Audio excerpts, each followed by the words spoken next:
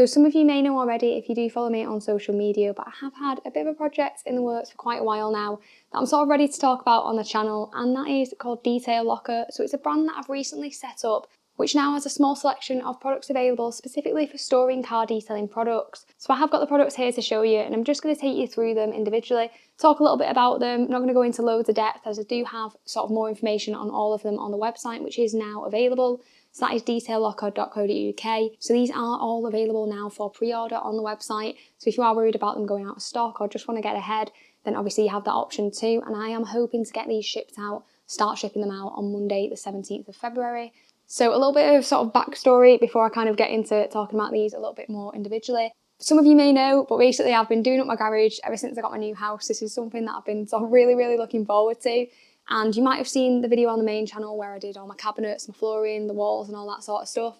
And I was really happy with it, but I wasn't quite sort of done with it. And essentially I got so into doing up my garage and really kind of creating the sort of perfect space for me to store all my products that I ended up launching this Detail Locker brand. So that kind of brings me to where I am today. And I will just take you through just quite quickly really. As I said, there's going to be a lot of information on the website as well for each product, but I just wanted to sort of introduce you to each of them so you could find out a little bit more. So first up, I'll start with this one here. So this is a detailing brush holder for small detailing brushes. So they've got obviously the 6 slots here that you can see, and there are 4 that are a larger size slot and 2 that are a slightly smaller size slot.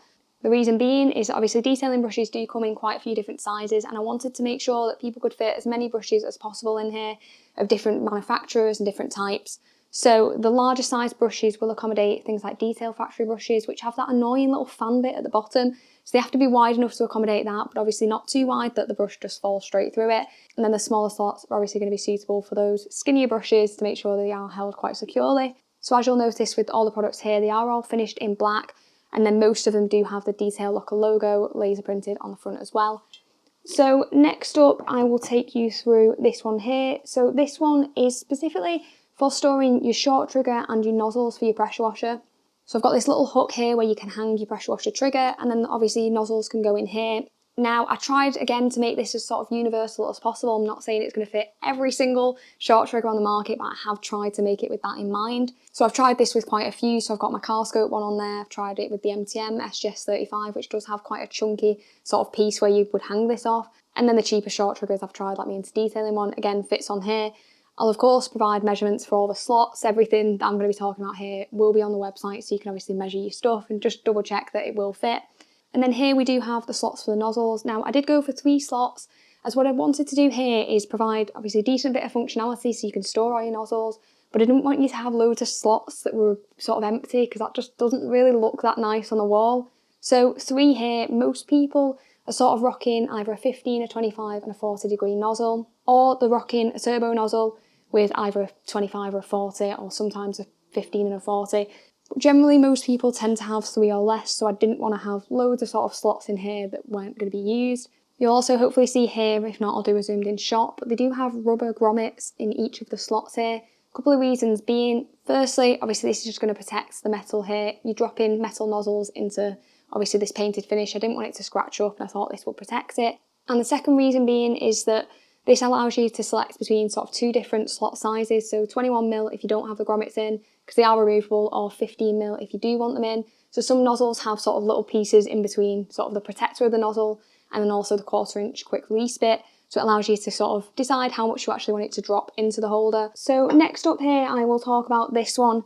And this is a foam cannon wall mount, and it of course has what you can see here, which is a 1/4 inch quick release coupler. So it pairs up with those quick release foam cannons so they can easily sort of sit on the wall. Now I am going to recommend storing your foam cannon empty if you are using this type of wall mount, just to avoid unnecessary stress on it.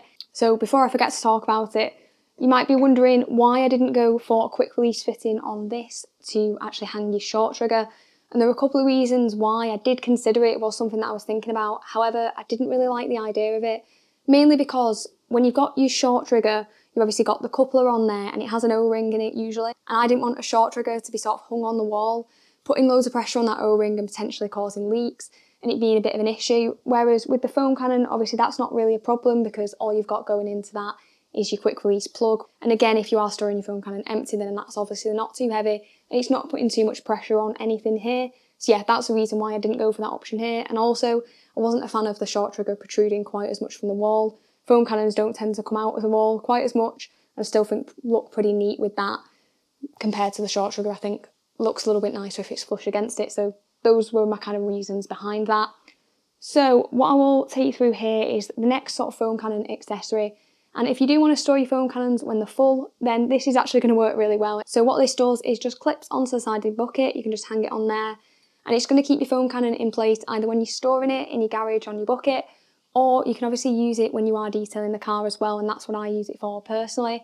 So when I am using things like wheel shampoos and also just general car shampoos when I'm doing the contact wash, I like to use it with a foam cannon. So I don't really like putting my foam cannon on the floor. I don't really like putting anything on the floor when I'm cleaning the car. And this obviously keeps it in quite short reach. You also can hang your short trigger off this as well if you don't want to put it on the floor when you're cleaning the car. Again, I don't like having things on the floor. If you're picking up your short trigger and it's got grit on it, then you're going dunking your hand in a bucket. It's just not ideal.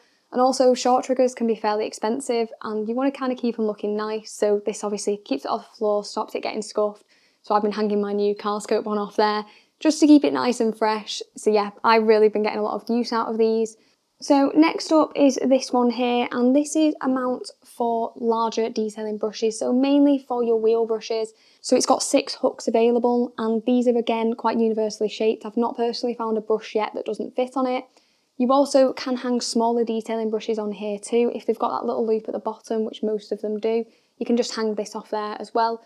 So I've personally been hanging mine just directly over my wheel bucket. So when I've finished the wash, I'll give them a quick rinse, dry them off very quickly with a towel, but obviously the brushes don't dry out fully. But then I hang them on here to dry out completely, which is much better than what I was doing previously. And having to put them on a sort of clothes maiden inside, and yeah, that wasn't particularly fun, and then having to bring them outside again. I didn't enjoy that, so I can just hang them up on here and they're nice and stored, ready for when I come to use them next. So the final products that I've got here is this mount for spray triggers. So I've been using this for my IK mini sprayers, and I get 5 of these on here. So this measures 50 centimetres wide. The base on those IK spray bottles are 10 centimetres, so these line up really, really nicely.